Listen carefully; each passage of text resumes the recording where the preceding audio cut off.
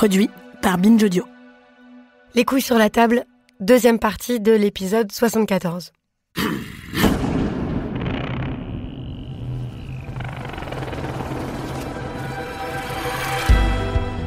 Partout, depuis très longtemps, dans tous les pays, les classes et les milieux, des femmes sont tuées, le plus souvent par des hommes proches d'elles. La première réaction compréhensible serait de désigner les coupables de ces horreurs comme entièrement responsables. Certains hommes tueraient des femmes parce qu'ils seraient des monstres ou des anomalies. Il s'agirait de drames individuels, tristes et terribles, mais sans lien les uns avec les autres. Or, ce que nous sommes de plus en plus nombreuses à comprendre, grâce au travail des chercheuses et des militantes féministes aidées de leurs alliés, c'est que ces violences des hommes et des sociétés qui font disparaître les femmes sont systémiques. Et que pour en finir avec l'horreur de l'écrasement généralisé des femmes, pour en finir et pour sortir de cette préhistoire patriarcale de l'humanité, nous avons besoin de faire des liens entre toutes sortes de manifestations, de néantisation des femmes, des plus symboliques aux plus physiques, des drames intimes aux drames collectifs. Nous avons besoin de connaître notre histoire. Nous avons besoin d'analyse. Nous avons besoin de documents, de concepts, de faits, pour espérer peut-être en finir avec ce mandat masculin de la violence et des dominations. Alors pour ça, nous continuons à écouter l'historienne Christelle Tarot, qui a dirigé et en partie rédigé cet ouvrage exceptionnel, Féminicide, une histoire mondiale, paru à La Découverte. Dans la seconde partie de cet entretien, j'ai commencé par lui demander pourquoi c'était très important que toute une partie du livre soit consacrée à l'esclavage et à la colonisation en tant que féminicide. Alors, je vais retourner avant, en fait, Okay. Parce que je pense que c'est vraiment essentiel. Moi, j'ai été très frappée quand j'ai réalisé ce livre. J'ai beaucoup lu, j'ai lu des choses très différentes, en particulier sur l'esclavage et la colonisation, parce qu'il se trouve que c'est un domaine qui m'intéresse en particulier. Et en fait, je suis arrivée à une conclusion dramatique, mais nécessaire. C'est que dans l'histoire de l'humanité, la première colonie, ce sont précisément les femmes. Je m'explique.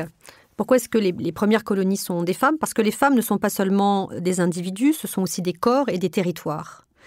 Et donc, on voit très tôt, en fait, dès l'époque préhistorique, et en particulier au néolithique, et dans les sociétés proto-historiques et dans les premières sociétés historiques, que la femme est perçue aussi comme un territoire qu'on peut conquérir, qu'on peut ravager, et qu'on peut utiliser, évidemment, pour la reproduction. Donc, j'insiste beaucoup sur cette idée de la femme comme première colonie. Le ventre de la femme, le sexe des femmes, est un territoire dont on use et dont on abuse.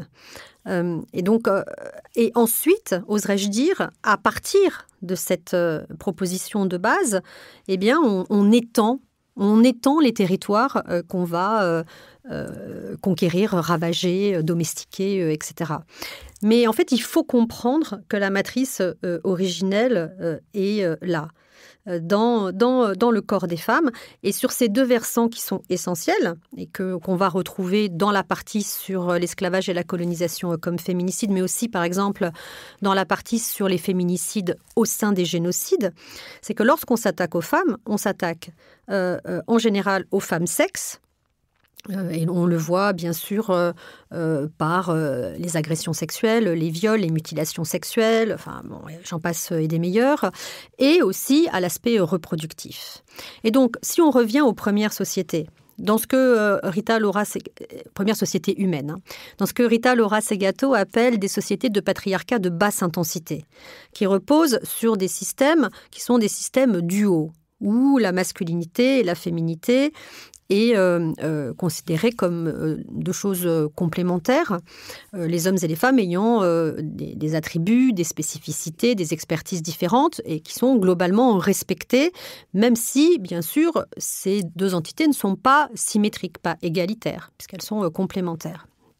Même dans ces systèmes patriarcaux de basse intensité, on voit des violences exercées contre les femmes, on voit des politiques, par exemple, d'infanticide, d'infanticide de petites filles, dans les cas de régime, lorsque, par exemple, le groupe ou la société se trouve confronté à une crise alimentaire, une guerre, etc. On voit que, évidemment, dans les premiers groupes, quand on se sépare ou on tue des filles parce qu'on pense que la survie du groupe est associée aux hommes, une fois que la crise est passée, qu'est-ce qu'on fait ? Il n'y a plus de femmes. Et notamment, il n'y a pas assez de femmes pour continuer à prospérer. Donc, qu'est-ce qu'on fait ? On va chercher les femmes ailleurs. Et ce que montrent très bien les premières spécialistes de cette question-là, je pense au travail formidable de Catherine Cameron, qui malheureusement n'est pas traduit encore, eh bien, elle montre que l'un des ressorts essentiels des premiers groupes et des premières sociétés humaines, c'est la razzia des femmes, le rapt des femmes, l'échange des femmes. Un fait originel à Rome, par exemple. À Rome, avec les Sabines. Mais en fait, même dans des sociétés qui sont des sociétés sans État, elle montre, par exemple, même chez les sociétés qui sont considérées les plus pacifiques aujourd'hui, comme les Yanomami, eh bien, il y a ce type de pratique où on va capturer des femmes. D'ailleurs, on dit de ces femmes qu'elles sont des captives. On va capturer des femmes pour nourrir, en fait, la démographie, mais pas seulement, d'ailleurs. Et quand on capture ces femmes, en général, quand elles sont associées à la société, eh bien, rapidement, on passe du statut de captive au statut d'esclave. Ce qui nous amène bien sûr à la question de l'esclavage, qui est une question très ancienne elle aussi, qui touche quasiment tous les continents sauf l'Océanie. L'Océanie a été relativement préservée de l'histoire de l'esclavage, probablement parce que c'était un isolat beaucoup plus important. Mais sinon, tous les autres continents sont touchés par l'histoire de l'esclavage. Il y a de très nombreux exemples dans la partie qui traite de cette question de l'esclavage des femmes dans des sociétés très différentes. En Europe, il y en a eu, parce qu'en fait, on a souvent l'image que l'esclavage, ça commence dans le commerce triangulaire, et c'est toujours des blancs sur les noirs. Mais en fait, en Europe, on réduisait en esclavage des blancs, on réduisait en esclavage qu'on appelle aujourd'hui des blancs. Enfin, il y a plein de sociétés en fait où il y avait de l'esclavage, et aucune société esclavagise les membres de sa propre société, mais va toujours ailleurs chez les voisins, quoi, pour les transformer en esclaves. Mais ça, et ça participe des régimes de force et des structures de pouvoir patriarcales, encore une fois, de manière très évidente. C'est-à-dire que quand les sociétés se constituent, elles se constituent verticalement. Donc, elles mettent en place des gens qui vont être privilégiés un peu partout. Mais pour qu'il y ait des privilégiés, il faut aussi des gens, évidemment, qui sont dominés. Et donc, ça explique pourquoi l'histoire de l'esclavage est consubstantielle de la création de ce type de société humaine qui repose sur des régimes de force et des structures de domination. Mais encore une fois, le genre, le fait, la domination masculine, c'est le premier rapport, en fait, de pouvoir et de domination, sur lequel se modèlent après tous les autres rapports de domination. Mais c'est le truc de base. Moi, j'en suis absolument persuadée. Je crois que le livre en fait la démonstration éclatante. La matrice, c'est la domination des femmes par les hommes. Et ensuite, ça se complexifie. Et très vite, en fait, on peut associer d'autres régimes de pouvoir, bien sûr, parce que l'esclavage, évidemment, ce n'est pas seulement ça. C'est aussi des problèmes de hiérarchie socio-économique. On ne peut pas dire encore de classe si on est dans les sociétés antiques, bien sûr, mais des problèmes de hiérarchie socio-économique. Bientôt, ça va aussi être lié à l'altérité, au problème de l'altérité, parce que, comme vous le dites, c'est souvent l'autre qu'on va réduire en esclavage, qu'on va esclavagiser. C'est souvent l'autre, mais l'autre est souvent une femme. Et on l'observe dans plein de sociétés. Il y a un article formidable de Kristen Siever sur le marché des esclaves dans l'Empire viking, dans le monde viking. Moi, c'est un de mes articles préférés. Et il montre en fait à quel point les Vikings, pour toutes sortes de raisons qui sont trop longues à expliquer ici, ont constitué un premier niveau de globalisation de l'esclavage, d'ailleurs avec l'Empire romain et aussi avec la traite orientale. Mais dans toutes ces expériences, on observe que les femmes sont les pièces de choix. En fait, les femmes sont des éléments tout à fait essentiels de la dynamique de pouvoir qui se trouve dans les systèmes esclavagistes. Et ça, c'est très important. Et je dirais, c'est maximisé ensuite avec la traite atlantique et le commerce triangulaire, parce qu'on change d'échelle.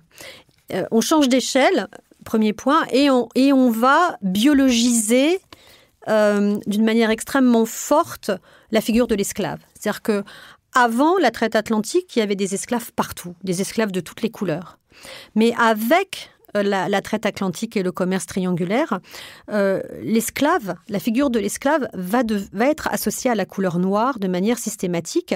Et puis, évidemment, il faut dire qu'en termes d'échelle, on change. Là, évidemment, on parle de 11 millions de personnes qui ont été déportées donc de l'Afrique vers ce qu'on appelle les Amériques. Et donc là, le changement d'échelle est important. Et d'ailleurs, au passage, notons qu'au départ, il y avait plus d'hommes que de femmes qui étaient déportés. Ce qui me ramène à votre question d'origine. Il y avait plus d'hommes et de femmes plus d'hommes que de femmes qui étaient déportés parce qu'on avait évidemment l'idée que l'esclavage, c'était un régime de force et que l'objectif, c'était de déporter des personnes, des individus, qu'on ne qualifiait pas comme ça, évidemment, qui étaient susceptibles de résister à la violence du travail forcé dans les systèmes de plantation. Et donc, comme nous sommes dans un univers qui est complètement centré sur ce que pensent les hommes, eh bien évidemment, les hommes pensent que les hommes sont plus robustes pour faire ce travail. Donc, on va notamment déporter des jeunes hommes, ce qui a d'ailleurs eu des répercussions très importantes pour le continent, parce que la saignée démographique a été terrible sur les hommes qui étaient les plus productifs, qui ont mis leur force de production non pas au service du continent africain, mais du continent américain. C'est quand même important de le préciser. Donc au départ, c'est plutôt des hommes. Et puis au fur et à mesure, on voit effectivement arriver de plus en plus de femmes, en particulier au moment où on commence à remettre en cause en Europe les systèmes esclavagistes, qu'on commence à dire qu'il faut arrêter la traite en particulier. Et donc là, se pose la question de la reproduction des esclaves. Parce que jusque-là, en fait, on n'avait pas besoin de se poser cette question vraiment, parce qu'on allait en chercher d'autres. On allait en chercher d'autres. Ouais, on pensait que c'était un puits sans fond dans lequel on pouvait récupérer toute la main-d'œuvre dont on avait besoin. Mais à partir du moment où on dit stop, on ne va plus chercher la main-d'œuvre en Afrique, se pose dans les Amériques, justement, le problème de la reproduction biologique des esclaves. Et là, il se passe une chose terrible, en particulier pour les femmes esclaves, c'est que l'esclave devient héréditaire. Et même, je dirais, une hérédité matrilinéaire, parce que c'est la mère qui porte la responsabilité du statut d'esclave de son enfant. Et ça, c'est une grande différence, bien sûr, entre les hommes et les femmes. Et ça a très fortement impacté les femmes esclaves, par exemple aux États-Unis ou au Brésil. Et quand on a des témoignages de femmes esclaves ou qui ont été affranchies postérieurement, on voit bien que cette dimension, elle est totalement centrale. Le fait de donner naissance à un esclave a conduit un certain nombre de femmes à des pratiques, par exemple, d'avortement, à des infanticides, à des suicides, effectivement, pour éviter finalement de faire hériter son enfant de sa propre condition, sachant en plus qu'on ne peut pas faire famille, puisque les enfants sont souvent séparés de leur mère, puisqu'ils sont vendus ailleurs, etc. Et ajoutons qu'à partir du moment où la reproduction devient vraiment un élément central des systèmes esclavagistes, c'est très important, parce que avant, finalement, que les femmes soient mères, c'était un problème, parce que ça les rendait moins productives. Pour le travail, dans les champs, par exemple, dans les champs de coton.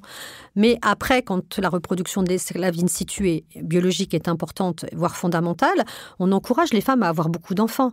Donc ça accroît encore la difficulté de leur vie. Parce que, en fait, une femme esclave qui est enceinte, elle n'est pas mieux traitée qu'une femme qui ne l'est pas. Mais elle doit évidemment faire le travail en portant un enfant. Donc ça a accru évidemment leur situation. Et puis il faut ajouter aussi quelque chose, c'est que les violences sexuelles sur les femmes esclaves sont systématiques. Aujourd'hui, nous savons que c'est quelque chose de systématique. Et d'encourager. C'est plus qu'encourager. Parce qu'en fait, il faut comprendre comment c'est possible que des individus comme ça existent. Pourquoi, en fait, le viol est systématique? Pourquoi toutes les femmes esclaves, quasiment, subissent des violences sexuelles? Ce qui veut dire qu'il y a un paquet de mecs et d'hommes pour leur faire subir ces violences-là. Absolument. Mais ça commence tout de suite, en fait. Je crois que c'est très important de le préciser, c'est que lorsque les captifs, parce qu'ils ne sont pas encore esclaves, hein, ils sont captifs, leur statut au départ en Afrique, sur le continent africain, sur les zones de départ, que ce soit en Sénégambie, que ce soit dans le golfe de Guinée ou ailleurs, leur statut est d'être des captifs. Donc ils montent sur les bateaux, ils sont captifs. Ils sont immédiatement, il faut le préciser, divisés en deux. Hein, donc d'un côté on met les hommes, de l'autre on met les femmes, ils ne sont pas ensemble. Et la première chose que fait l'encadrement sur le bateau, les sous-officiers, les officiers, et parfois marginalement même des marins, c'est de sélectionner leur, entre guillemets, compagne pour le voyage, qui est très long. Il faut bien quand même que les hommes puissent avoir quelques compensations. Et d'ailleurs, c'est considéré comme une compensation en nature. C'est le fait de pouvoir agresser des femmes, violer des femmes captives sur les bateaux, c'est considéré comme une compensation en nature. C'est-à-dire c'est-à-dire qu'une partie du paiement, c'est ça. Ah, du salaire? Oui, les hommes, c'est ça? C'est ça. C'est de dire, on vous donne la possibilité d'avoir une femme sur le bateau qui va combler vos besoins, jugés d'ailleurs irrépressibles. Ça, c'est encore une autre question, mais liée à la masculinité, hein, le fait qu'on considère que la sexualité est un besoin irrépressible des hommes. Et donc, voilà. Donc, on considère que ces hommes ont le droit de se choisir une compagne, je mets ça entre guillemets, parce que eux, ils définissent ça comme ça, une compagne. Mais nous savons que c'est du viol systématique quand même, parce que évidemment, la femme n'est pas consentante et de toute façon, elle n'a pas le choix. Et si elle se rebelle, elle peut être purement et simplement assassinée et jetée par-dessus bord, hein, ce qui déjà est arrivé régulièrement. Donc, ça commence déjà dès le bateau. Et je dirais même, ça commence dès le bateau parce que l'objectif, c'est vraiment de faire comprendre par ce dressage qui transite par la violence sexuelle, que vous changez de statut, que vous avez été un jour une personne libre et que vous n'êtes plus rien du tout.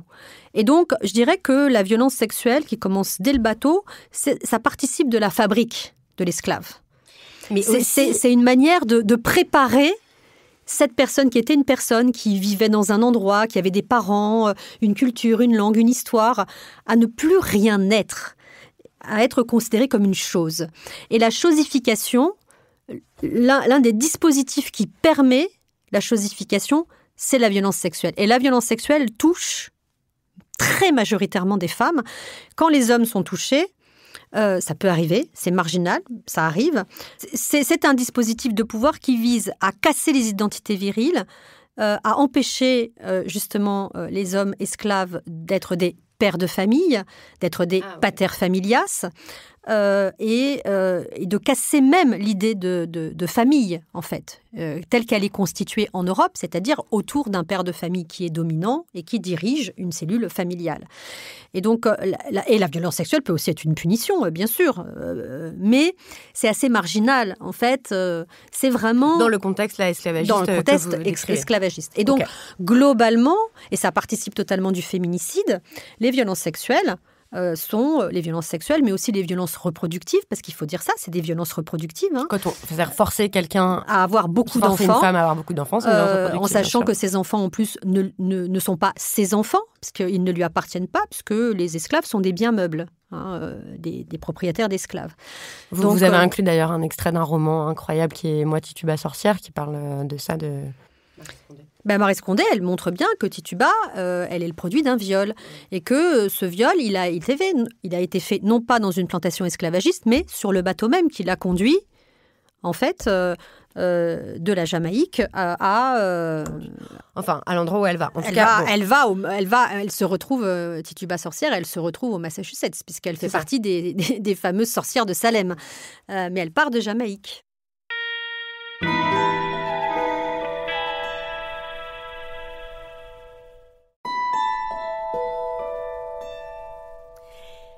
Donc, vous dites, ça fabrique les esclaves. La violence sexuelle fabrique les esclaves et elle fabrique aussi les esclavagistes.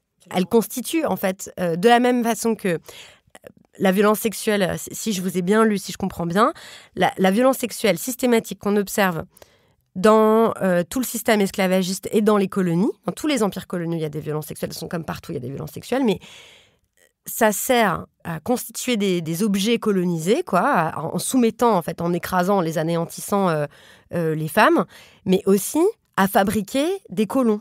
Le fait de les encourager, de les laisser, de normaliser comme ça le viol et la violence sexuelle.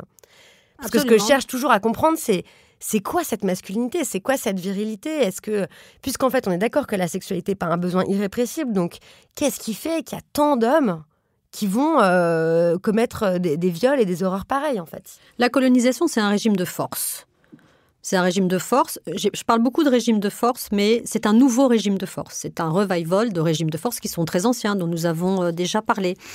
Et vous dites que ça s'empile, quoi, en fait. Oui, ça s'empile. Et ça empire. Pourquoi ça empire ? Parce que ça se maximise, si j'ose dire. C'est-à-dire que on partait de situations qui étaient très locales. Et puis, à mesure, quand on passe des patriarcats de basse intensité aux patriarcats de forte intensité, et c'est intéressant parce que là, pour le coup, c'est une concurrence entre hommes. Hein, c'est des problèmes entre hommes. Et donc, c'est comment est-ce qu'à un moment, à l'échelle planétaire, il y a un patriarcat qui devient hégémonique et qui a tendance à vouloir imposer sa manière d'être à l'ensemble des patriarcats de basse intensité. C'est exactement ce qui se passe dans le cadre des colonisations. Et dans le patriarcat de haute intensité occidentale, alors en particulier occidental, s'impose. Ah oui, pas seulement, parce qu'il y a aussi des articles sur la colonisation, sur par exemple la façon dont le Japon va coloniser la Corée, etc. Donc c'est pas seulement ça, mais certains patriarcats de haute intensité vont aller coloniser les autres. Absolument. Et ça participe totalement, en fait, et c'est très important de le comprendre. Pourquoi ça impacte le féminicide après ? Parce que quand un patriarcat de forte intensité combat des patriarcats de faible intensité, qui sont, on l'a bien compris, le premier tapissage patriarcal de l'histoire de l'humanité. Ce sont presque partout des patriarcats de basse intensité, qui pouvaient d'ailleurs être très concurrents les uns avec les autres, et ça ramène à la femme colonie dont je parlais tout à l'heure.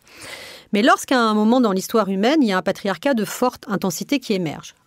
Par exemple, si on prend l'histoire européenne, le patriarcat romain. Le patriarcat romain, c'est un patriarcat de forte intensité qui repose plus sur une matrice duale, mais sur une matrice binaire qui oppose de manière ontologique le masculin et le féminin et qui infériorise. Il y a une dynamique idéologique d'infériorisation du féminin par rapport au masculin. Rome s'étend. Rome sort de ses frontières et s'étend. Et l'un des dispositifs de pouvoir, c'est pas seulement les routes, comme on nous dit souvent. C'est pas seulement parce qu'ils ont fait des routes qu'ils ont conquis le monde. C'est aussi parce qu'ils ont apporté une idéologie masculiniste qui s'est imposée, en fait, dans tout leur empire. Dans tout leur empire, le patriarcat romain s'est imposé. Donc, a créé un premier tapissage, un nouveau tapissage. Et puis, évidemment, les colonisations européennes, des siècles plus tard, ont accentué le processus parce qu'il se trouve que c'est en Europe que ce patriarcat de forte intensité, pour toutes sortes de raisons qui sont trop longues à expliquer ici, a émergé. Et donc, les colonisations européennes sont un deuxième tapissage. On peut dire que l'impérialisme états-unien en est un troisième. L'image du WASP yankee, etc.,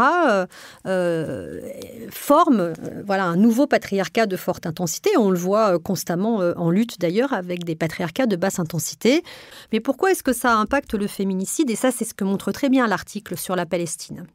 Parlons-en parce que c'est un des articles que je trouve... c'est un des articles qui ce sera plus jamais pareil pour moi. Après, c'est vraiment une illumination.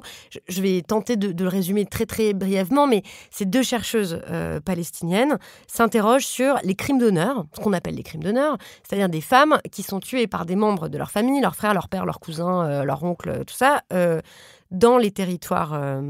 Non, là, c'est les Palestiniens de l'intérieur. Les Palestiniens de l'intérieur. Donc là, c'est les Palestiniens qui ont normalement le statut de citoyens israéliens et qui vivent à l'intérieur de l'État d'Israël. Et dont on dit qu'on appelle des crimes d'honneur. C'est aussi un terme qu'on a employé beaucoup en France, dans les médias et tout ça. avec l'idée qu'en fait, elles sont tuées parce que c'est la faute de ces hommes barbares. Ces hommes barbares parce qu'ils sont arabes, et vous savez, les arabes, c'est ce qu'ils font, quoi. C'est dans leurs mœurs, en fait. Ils sont inférieurs, en gros, et donc c'est pour ça qu'ils tuent les femmes. Bon, et en fait, elles disent, mais c'est épouvantable de parler de crimes d'honneur, c'est faux, comme parler de crimes passionnels. En fait, il faut comprendre ce qui se passe, pourquoi. Et donc, elles mettent en lien la violence terrible que subissent les Palestiniens en Israël et ces crimes d'honneur, et ces crimes et ces féminicides qui sont commis. Absolument. Alors, en gros, l'objectif de cet article passionnant, c'est justement de comprendre, c'est pour ça que je l'utilise en exemple, comment est-ce qu'un patriarcat de forte intensité, en l'occurrence le patriarcat israélien, je rappelle quand même qu'Israël est une théocratie. C'est pas un État laïque, c'est une théocratie. Et je souligne aussi que dans le judaïsme, comme d'ailleurs dans tous les monothéismes, mais puisque nous sommes en Israël, parlons du judaïsme, les hommes se lèvent le matin en remerciant Dieu de ne pas être femmes. Pas tous, mais c'est dans... Oui, mais dans la religion. Dans la religion, oui. Dans la religion, je ne dis pas évidemment que tous les hommes le font. Mais je dis que dans la religion, il y a ça. Comme d'ailleurs dans toutes les religions monothéistes. Il y a un article d'ailleurs que vous faites là-dessus. Vraiment, toutes, ce sont des religions épouvantablement misogynes. Le christianisme, comme l'islam, comme le judaïsme, tout. Et le bouddhisme et l'hindouisme et bien d'autres choses encore. Mais ça, c'est encore un autre débat. Mais si on essaie de comprendre ce lien entre patriarcat de forte intensité et de basse intensité. Donc, en fait, ce que disent ces deux chercheuses formidables, elles disent la communauté palestinienne de l'intérieur, elle est confrontée à une situation de domination politique qui est incarnée par un patriarcat de forte intensité. En l'occurrence, incarné par l'État d'Israël. Et les femmes qui vivent à l'intérieur de ces communautés, qui sont des communautés de Palestiniens de l'intérieur, subissent en même temps des féminicides. Et donc, elles essaient de comprendre s'il y a une logique entre les deux. Et bien sûr qu'il y en a une. Parce que, qu'est-ce qui se passe ? Lorsque un patriarcat de basse intensité est agressé par un patriarcat de forte intensité, il y a évidemment des confrontations entre hommes qui peuvent avoir des territoires tout à fait classiques. L'intifada, par exemple. L'intifada, c'est une expression en fait de cette concurrence. Mais ce qu'elle montre de manière lumineuse, à travers des enquêtes sociologiques. Oui, c'est pas un truc... elles écoutent les femmes, elles écoutent la police, elles vont voir tout le monde. Elles travaillent de manière très, très sérieuse sur le terrain. Elles montrent en fait que lorsqu'il n'y a pas d'expression classique de la virilité, lorsque la masculinité des hommes ne peut pas s'exprimer de manière classique, il y a un retournement contre les femmes. Et ça, on l'observe dans ce contexte-là, mais on l'observe dans plein d'autres contextes. C'est-à-dire que la part agressive de la masculinité, qui est la virilité, doit pouvoir trouver un terrain d'expression. Si ce terrain d'expression n'est pas un terrain d'expression masculin, alors il y a un retournement des hommes contre les femmes de leur propre communauté. Et donc, elle montre qu'il y a ces féminicides dont elle nie absolument, et moi je suis absolument d'accord avec elle, la dénomination de crime d'honneur qui est en général médiatisée par la société dominante israélienne, dans une vision culturaliste et raciste, extrêmement orientaliste, raciste, de dire, problématique. Bien sûr. Donc, il n'y a pas d'honneur à tuer une femme parce qu'elle est une femme. Il n'y a pas d'honneur à tuer un être humain, quoi qu'il arrive. Donc, il faut vraiment bannir ces termes, crime passionnel, crime d'honneur, etc. Et donc, elle montre que effectivement, le contrôle, ce que j'appelle les régimes coercitifs punitifs, sont maximisés à partir du moment où finalement la masculinité agressive ou la masculinité hégémonique ne peut pas s'exprimer sur son terrain naturel, qui est la confrontation directe entre hommes. Et c'est absolument effrayant, parce qu'il y a toute une partie qui est très théorique, où elles posent les concepts, où elles expliquent pourquoi elles utilisent les mots, comment est-ce qu'elles les utilisent, etc. Et puis après, on passe dans le vif du sujet, c'est-à-dire dans les listes de femmes qui sont produites dans ces communautés de Palestiniens de l'intérieur, où on décide quelle femme va être tuée et les raisons des meurtres, mais sont sidérants. C'est-à-dire une femme qui téléphone en dehors de la maison, une femme qui va parler à quelqu'un. Une femme respire, en fait. C'est vraiment, voilà, non, mais c'est tout à fait... Non, mais c'est important de comprendre à quel point cette dynamique mais c'est ça qui est fascinant. Essentiel. Oui, parce que, elles écrivent... Les féminicides qui sont commis par les Palestiniens de l'intérieur sont conditionnés par un espace colonial ségrégé marqué par la brutalité de la tyrannie et de la violence. C'est dans ce contexte-là qu'il faut analyser les crimes et pas du point de vue de l'individu ou de la famille ou de la culture ou je sais pas quoi. C'est en fait avec une analyse du pouvoir, quoi. Mais à la fois, quand on dit ça, un des risques, c'est on pourrait nous dire, vous déresponsabiliser en fait. Ou de nous dire, attendez, vous nous expliquez que si les Palestiniens de l'intérieur sont assassinés par des membres de leur famille, c'est la faute des Israéliens ? Mais en fait... Non, c'est parce qu'elles disent non plus, et nous non plus. Exactement. Non, mais je veux quand même le dire parce qu'on va... Ce qu'elle montre, c'est la tension, en fait. Justement, c'est pour ça que je parle de système patriarcat de basse intensité et de forte intensité. C'est parce que nous sommes dans des sociétés, là comme ailleurs, dans des sociétés patriarcales, qui sont régies par les mêmes mécanismes. C'est-à-dire que, finalement, quand un frère tue sa sœur dans une communauté de Palestiniens de l'intérieur parce qu'il juge qu'elle a mis à mal l'honneur de la famille. Et lorsque une femme est tuée en France par son mari parce qu'il juge qu'elle n'a pas à partir parce qu'elle lui appartient, de quoi parlons-nous ? On parle à chaque fois d'un crime de propriétaire. Simplement, le propriétaire n'a pas forcément le même visage. Et donc, il ne s'agit pas du tout de déresponsabiliser les uns. Il s'agit surtout de mettre en avant le courage des femmes. Parce que, là comme ailleurs... Et l'actualité le montre, par exemple, avec les femmes iraniennes aujourd'hui. Mais ce qu'elle montre aussi, c'est que, parce qu'on dit souvent, et parfois c'est vrai, que les femmes couvrent les violences des hommes. Oui, qu'elles sont complices. Non, mais ça, c'est un truc qu'on entend systématiquement. Ma propre mère me le ressort très souvent. Elle dit « Oui, bien sûr, Victoire. Évidemment, les violences masculines, c'est terrible. Mais le pire, c'est les violences des femmes. » Et je suis là. Alors vraiment, bon, mais voilà, absolument. J'en reste sans voix à chaque fois. Mais ce qui est important dans cet article, je crois, c'est que elle montre aussi que, là comme ailleurs, et c'est quelque chose qu'on ne veut pas entendre et qu'on ne veut pas voir, mais que les femmes résistent et sont solidaires. Y compris, elle donne plusieurs exemples en fait de femmes qui, lors de procès, pour féminicide, des mères qui ont témoigné contre leur fils. Par exemple, qui ont commis un féminicide sur leur sœur, etc. Donc l'image qu'on a, en fait, de ces sociétés, parce que nous avons une vision très raciste, en fait, du monde arabo-musulman, c'est que les femmes sont forcément les complices des hommes, que forcément elles sont toujours du côté des pères, des fils, des oncles, des cousins. Eh bien, cette étude montre que ce n'est pas toujours le cas et qu'il y a même parfois des communautés de femmes à l'intérieur d'une famille qui font corps pour, par exemple, judiciariser une affaire de féminicide. Oui, et ça n'empêche pas que, bien sûr, il y a aussi des femmes complices, il y a aussi... Enfin, tout ça existe, mais... Juste pour qu'on soit bien clair sur cette histoire de responsabilité, là, parce qu'en fait, c'est ça que nous permet votre livre et tous ces travaux et tout, c'est d'avoir une nouvelle vision du mal, enfin, de la responsabilité dans le mal, en fait. De se dire, c'est pas, encore une fois, c'est pas une histoire purement individuelle, c'est pas non plus comme si les individus étaient agis par le patriarcat, au sens où, en fait, c'est pas vraiment leur faute, parce que c'est autre chose encore. Et c'est ça qu'il s'agit, en fait, de saisir. Donc, de se dire, en fait, si ces hommes tuent ces femmes, on va pas pouvoir résoudre le problème en s'attaquant que aux causes dans leur communauté. En fait, on va pas arriver à résoudre les meurtres des Palestiniennes de l'intérieur par des membres de leur famille si la violence coloniale et la violence exercée par l'État ne s'arrête pas non plus. Absolument, et c'est pas spécifique à cette situation. C'est pour plein d'autres choses comme ça.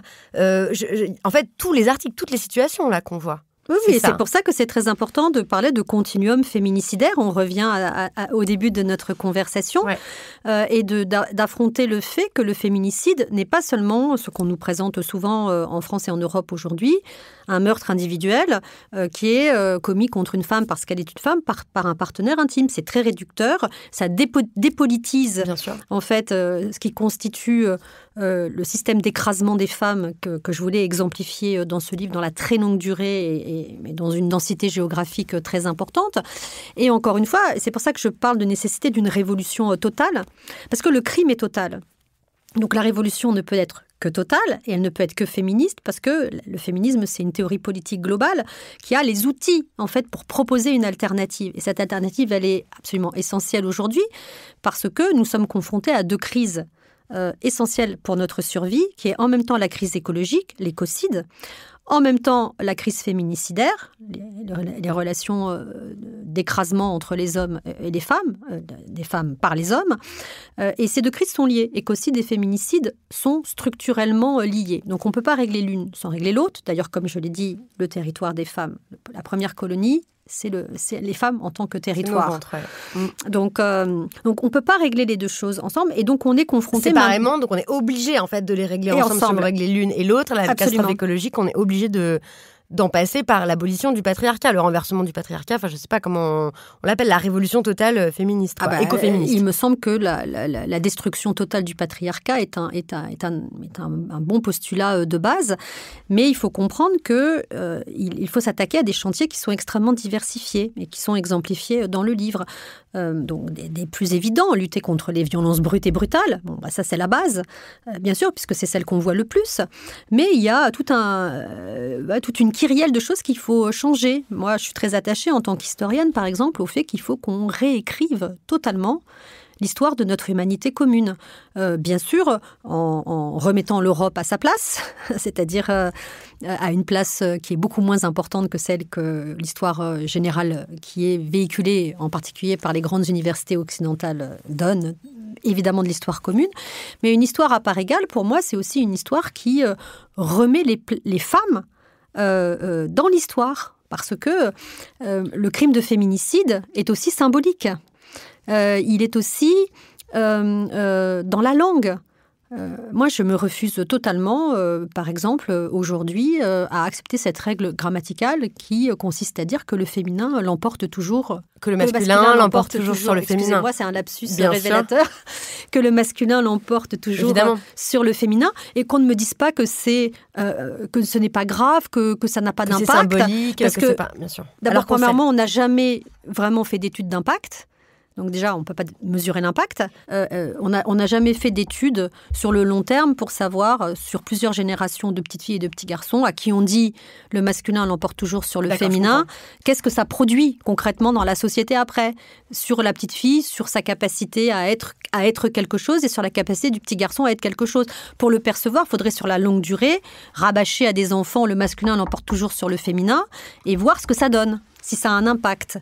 C'est pour ça que je parle d'études d'impact. Oui. De toute façon, bien sûr qu'il y a beaucoup de choses qui sont faites depuis très longtemps. Je pense il y a des études de sociologie sur la petite enfance qui montrent toute une série de choses passionnantes. Mais là, je parle juste précisément de ça. Parce que quand on dit ça, on nous dit souvent « Non, mais vraiment, ça n'a pas d'importance. » Mais moi, je crois que les mots sont importants et que les mots sont dévastateurs. Donc ça a une très grande importance.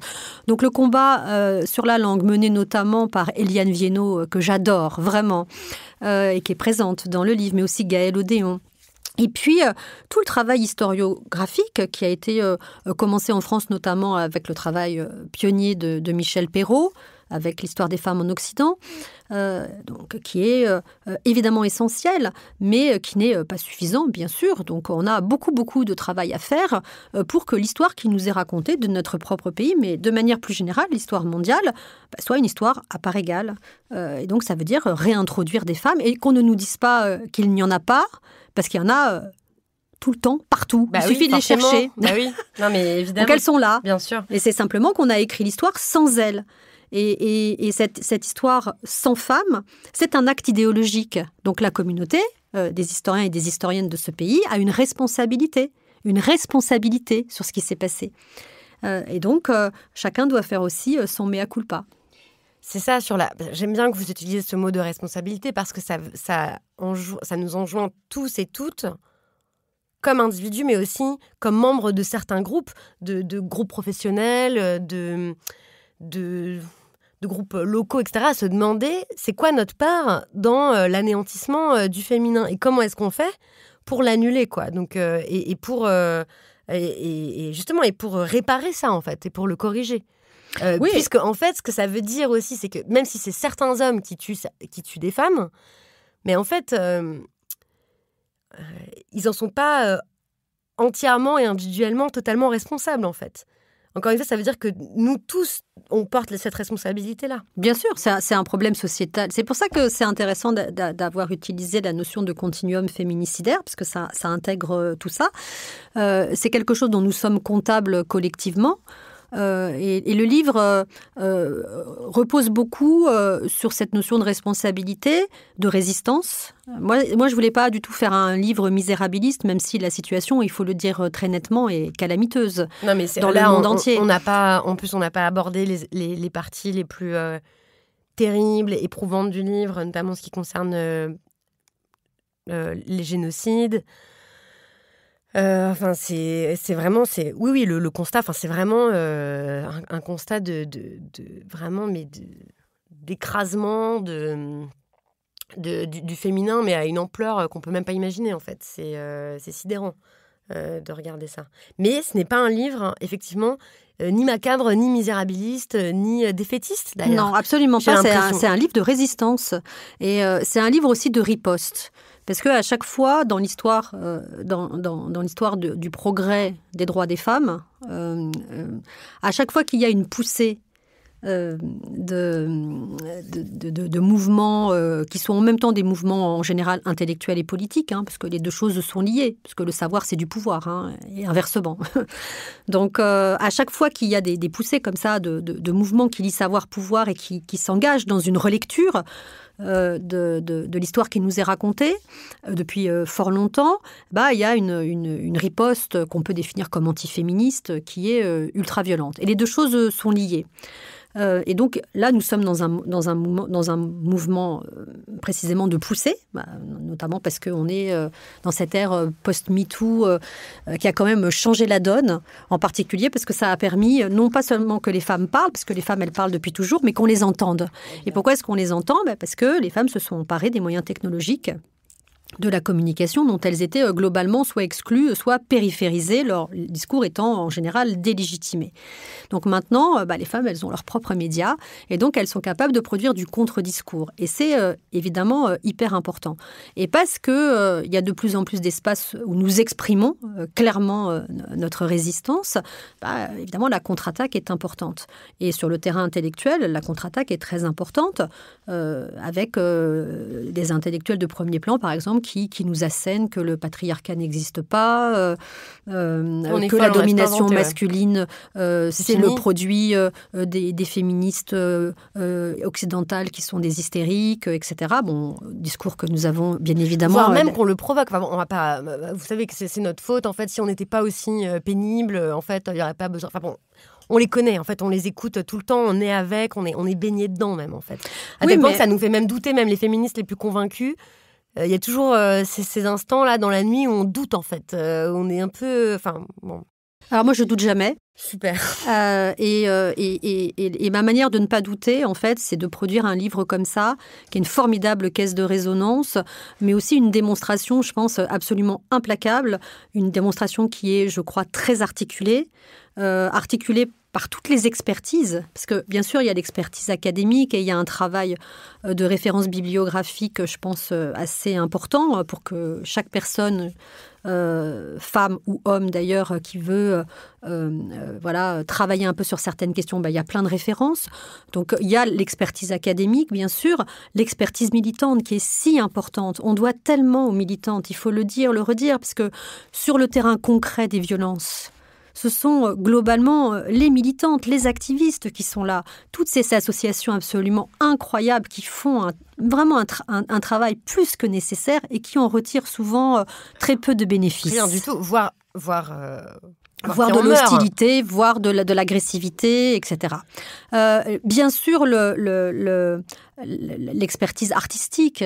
Et moi, je voulais absolument que les artistes soient présents. Et on a la chance dans le livre d'avoir vraiment des artistes incroyables. Je pense bien sûr des très très connus, Kara Walker, Ayanna Jackson, Rebecca Belmore, Prune Nourri, mais aussi des artistes moins connus mais dont le travail est formidable, soit Del Meissour, plein d'autres. Vraiment, c'est très important. Beaucoup d'images, beaucoup de campagnes de sensibilisation. Et je pense que c'est aussi très important. Le discours l'expertise journalistique, parce que bien sûr, les journalistes, en particulier les femmes journalistes, exhument souvent des questions épouvantables dont on n'aurait pas connaissance sans leur travail. Oui. Et certaines payent aussi un prix très lourd, puisque certaines, évidemment, meurent, en particulier dans les pays du monde majoritaire. Et puis, bien sûr, le témoignage des survivantes, quand elles sont encore parmi nous. Et de leur famille. Et de leur famille quand elles sont mortes, en particulier de leur mère. Parce que souvent, les mères s'investissent beaucoup dans les politiques mémorielles de leurs enfants, ce qu'on peut très bien comprendre. Donc, c'est une formidable caisse de résonance avec toutes ces expertises. Et pour moi, c'est une riposte. C'est pour ça que je dis souvent c'est un livre manifeste. Ouais. Parce que c'est un livre qui a vocation à dire « Vous ne pouvez pas dire que ça n'existe pas ». Parce que ça existe, et vous ne pourrez plus dire que vous ne le savez pas, parce que si vous lisez le livre, vous le savez. Et c'est deux choses qui sont vraiment très importantes pour moi. Et aussi, non seulement on ne peut pas dire qu'on ne sait pas, parce que maintenant, en fait, on sait. Il y a toutes les preuves et tout ça, mais aussi, on ne peut pas dire que c'est une fatalité. En fait, on peut faire autrement. Maintenant qu'on a compris comment ça marchait, comment ça se fabrique, en fait, comment se fabriquent ces patriarcats, on peut créer un monde, on peut changer le monde pour qu'il n'y ait pas ces violences-là. Est-ce que vous y croyez ? Absolument. Est-ce que même après des années, je me dis, à regarder, à constater que les violences, le continuum féminicidaire, ça concerne toutes les sociétés humaines depuis toujours et tout, comment vous vous dites que ça pourrait être autrement ? Ça pourrait être autrement si on le décide. Parce que la décision qui a été prise à l'origine, qui est une décision de mettre en place ces régimes de force, qui ont donné ensuite les régimes patriarcaux, sur lesquels évidemment est assise la domination masculine, c'est pas quelque chose qui relève de la nature, c'est pas intangible, c'est pas ahistorique, c'est quelque chose qui a été construit. Il y a une décision qui a été prise à un moment. Donc si cette décision a été prise à un moment, elle peut être défaite. Et bien sûr, tout à l'heure, je parlais du féminisme comme formidable théorie de transformation sociale. Mais je pense que un certain nombre de chercheuses, en particulier, mais aussi des activistes dans le livre, proposent des solutions. En particulier, les deux conclusions du livre. Il y a ce texte, c'est vrai qu'il y a plein d'autres choses dont on pourrait parler, mais c'est vrai qu'il y a un texte signé Rita Laura Segato qui est incroyable. Moi, j'avais jamais lu de texte d'elle vraiment avant. Mais je laisse les auditeurs ici. Mettez la main sur ce livre, lisez ce livre et ensuite lisez ce texte de Rita Laura Segato. Elle résume tout, quoi. C'est vraiment exceptionnel, avec énormément d'espoir et de pistes de changement en plus. Oui, elle part d'un constat de base, c'est que l'humanité s'est engagée il y a fort longtemps dans une préhistoire patriarcale. D'ailleurs, pour Rita Segato, nous ne sommes pas entrés dans l'histoire. Parce que tant que nous serons dans le patriarcat, nous ne serons pas entrés dans l'histoire, parce que nous n'aurons pas construit de sociétés qui sont des sociétés dans lesquelles les gens peuvent simplement respirer. Parce qu'en fait, il faut s'imaginer que dans la grande majorité des sociétés de ce monde commun qui est le nôtre, les femmes ne respirent pas. C'est ce qu'on voit en Iran. En fait, quand elles brûlent leur hijab, qu'est-ce qu'elles font ? Elles veulent respirer. Et on ne respire pas. Et donc, Rita Laura Segato dit il faut construire un monde respirable, dans tous les sens du terme. Oui, bien sûr. Mais y compris d'ailleurs du point de vue écologique. Et pour construire ce monde respirable, il faut sortir de la préhistoire patriarcale de l'humanité dans laquelle nous sommes entrés depuis le néolithique. Donc ça fait quand même quelques temps. Et construire un autre projet. Et elle donne plein de pistes, mais comme on ne peut pas toutes les aborder, je vais rapidement en aborder deux.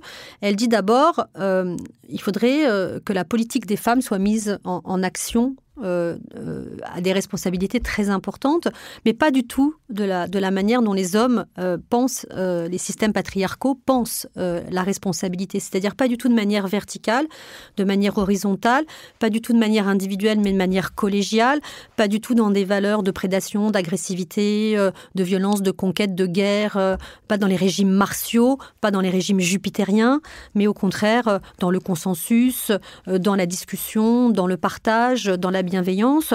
Alors, toutes choses qui sont considérées comme des valeurs dites féminines, pas par nature, mais par socialisation. Et ce que dit Laura Segato, elle dit... Ces valeurs sont délégitimées, parce que c'est les valeurs du second sexe, donc ces valeurs périphériques. C'est des valeurs qui nous ont été imposées par la socialisation. Nous ne sommes pas nés bienveillantes, tolérantes, et d'ailleurs nous ne le sommes pas, les femmes sont très différentes, donc nous ne le sommes pas forcément. Mais nous avons été socialisés d'une certaine manière. Et elle dit, cette socialisation, elle peut être très profitable à la construction d'un monde plus respirable pour tous et toutes. Donc elle appelle à une politique des femmes, et l'un des moyens d'action de cette politique des femmes, c'est ce qu'elle appelle la sororité renforcée. Ça fait d'ailleurs écho au texte de Aminata Traoré, qui clôt le livre. C'est le dernier texte du livre. Et cette sororité renforcée, eh bien, c'est la construction d'une communauté féministe horizontale, égalitaire, évidemment, où les femmes et les hommes, parce que la sororité renforcée, ce n'est pas seulement des femmes, même si parfois c'est nécessaire qu'il y ait des communautés de femmes non mixtes, mais la sororité renforcée, ça permet un travail évidemment avec les hommes, mais il faut que les hommes, et elle le dit de manière très précise dans son texte, acceptent d'abandonner le privilège masculin. Leur mandat masculin. Ce qu'elle appelle le mandat masculin. Et ça, c'est une analyse, vraiment, l'idée qu'en fait, un mandat, comme dans une entreprise, en fait, qu'ils appartiennent à l'entreprise patriarcale. Et donc, ce qu'on demande aux mecs, en fait, c'est de démissionner de l'entreprise patriarcale, de dire, en fait, on veut pas exécuter ça, en fait. On veut pas être les hommes de main du patriarcat, on veut pas bénéficier des avantages qui vont avec, on veut rien de tout ça. Et donc, pas seulement de nous soutenir passivement, mais activement, en fait. De soutenir les féministes, vraiment. Et le mandat masculin, c'est très important parce que, et moi aussi, pour moi, ça a été une très grande découverte quand j'ai lu pour la première fois ce texte de Rita Laura Segato, parce que le mandat masculin, c'est en même temps de la contrainte, parce qu'il y a aussi de la contrainte, et on le voit, hein, il y a aussi beaucoup d'hommes qui sont mal à l'aise dans cette masculinité hégémonique. Mais ce qui fait tenir le système, ce qui fait tenir l'entreprise patriarcale, comme vous venez de le préciser, c'est que la contrainte est associée à des privilèges très importants. Et que si on veut bien renoncer à la contrainte, c'est toujours difficile de renoncer aux privilèges. Et c'est pareil pour toutes les discriminations. De renoncer aux privilèges blancs, de renoncer aux privilèges hétéronormatifs, c'est pareil partout, etc. Bien sûr. Et donc, c'est pas... Ce que je veux dire par là, c'est que lorsqu'on traite de ces questions, il faut être capable de produire une très forte autocritique de soi-même. C'est très important, en fait, dans ce livre, qu'il y ait aussi la parole des femmes qui subissent des dominations croisées. Je pense évidemment aux femmes racisées qui sont très présentes, aux femmes trans, mais aussi aux femmes en situation de handicap. Il y a d'ailleurs dans le livre un très bel article de Charlotte Puiseux qui a écrit un livre aussi à la découverte récemment qui s'intitule « De chair et de fer ». Voilà, donc c'est vraiment très important que toutes ces paroles soient là. Et voilà. Et montre comment ce continuum féminicidaire... Ça se croise en fait avec toutes sortes d'autres systèmes de domination. Et donc, qu'on ne pourra pas venir à bout de l'une sans venir à bout des autres, en fait. Absolument. Il faut prendre le problème, et c'est pour ça que je parle d'une révolution totale, parce que le crime est total, parce que c'est un anéantissement, un système d'anéantissement total des femmes, le continuum féminicidaire. Donc, en fait, la seule manière de sortir de la préhistoire patriarcale de l'humanité, c'est de changer de paradigme. Et totalement. Et l'une des pistes pour changer de paradigme, c'est effectivement de détruire le système patriarcal, très ancien, très ancré, très incorporé, et pendant très longtemps, totalement indiscuté. Ce qui explique aussi la difficulté que nous avons. En fait, nous partons de très loin aussi parce que nous avons beaucoup de difficultés à faire comprendre l'antériorité, la pérennité et l'universalité de ce système. mais votre livre et tous les travaux qui sont dedans y contribuent. En cela, merci infiniment. Il y a bien d'autres choses dont on aurait pu parler, par exemple du fait que les tueurs en série aux États-Unis, qu'on glorifie souvent dans des séries qui suscitent la fascination, etc. En fait, on peut aussi les considérer comme les cris de Jane Caputi, comme les hommes de main du patriarcat. Ça, c'est un des articles qui est exceptionnel. Toute cette 6e partie sur les normes de beauté, l'annihilation, etc. Et aussi, et que vous avez décidé d'inclure dans ce continuum féminicidaire, c'est tout aussi passionnant. Enfin, voilà, chers auditeurs, je vous recommande vraiment de plonger dans cet ouvrage. C'est un livre de résistance. Et donc, merci beaucoup, Christelle Tarot, pour tout ce temps que vous nous donnez et toute cette intelligence. Merci à vous. C'est moi qui vous remercie beaucoup de m'avoir invitée et de m'avoir laissé du temps pour expliquer le continuum féminicidaire. Parce que souvent, c'est difficile en peu de mots, en peu de temps, de parler de ça de manière subtile. Et la subtilité, c'est important pour comprendre la complexité.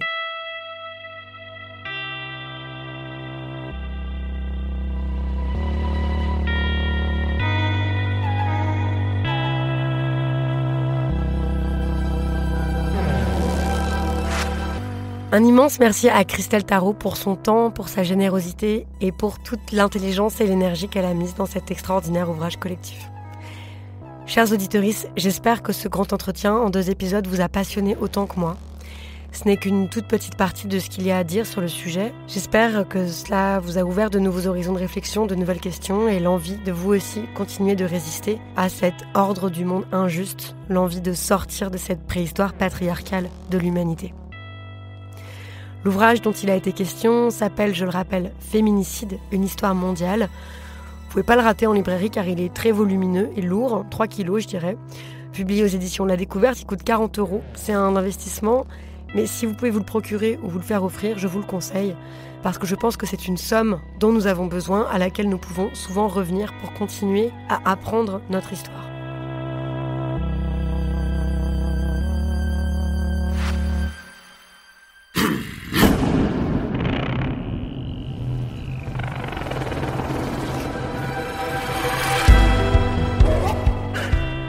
L'enregistrement et la réalisation de cet épisode ont été faits par Paul Berthiaud, le montage par la productrice de l'émission, Naomi Titi, et moi-même.